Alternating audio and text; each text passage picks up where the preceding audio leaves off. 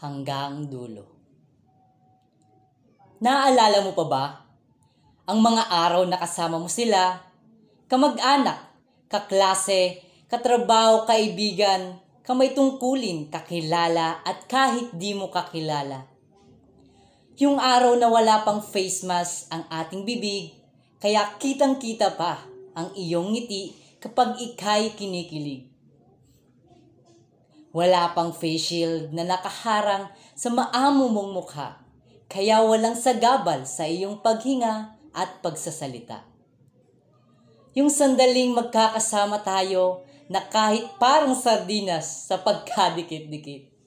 Ayos lang, kasi wala pang please, observe social distancing na sa pader ay nakadikit. Na sa ating mga pag-aaral, paghahanap buhay at maging sa pagtupad, malaya nating nakakasalumuha ang bawat isa. Ano? Naalala mo na ba? Kasi ako, tandang-tanda ko pa. Subalit, ang lahat ng ito'y biglang nag-iba. Hindi na mabalikan ng dati, malayo na sa una.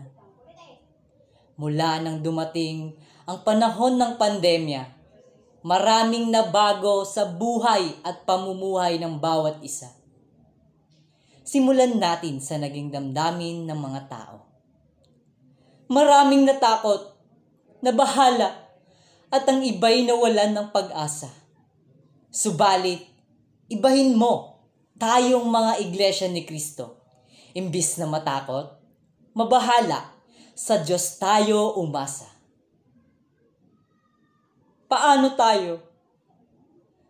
Paano ang mga anak natin? Paano tayo mabubuhay? Saan tayo kukuha ng makakain?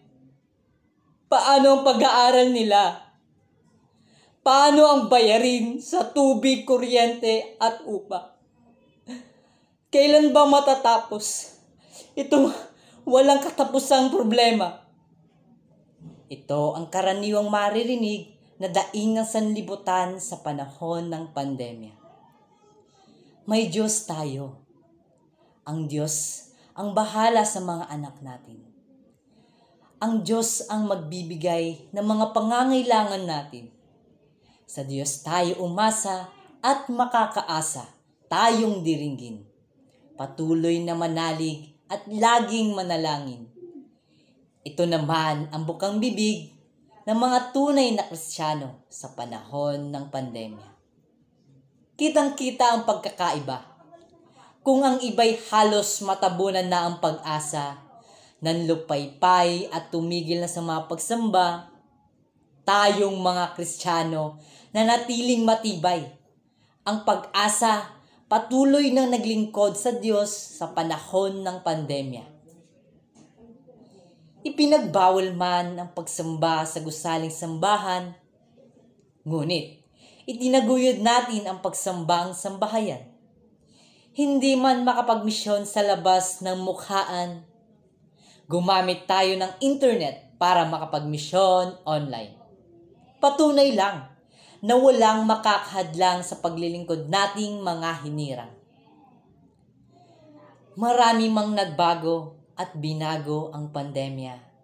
Hindi nagbago at nagmaliw ang ating pananampalataya.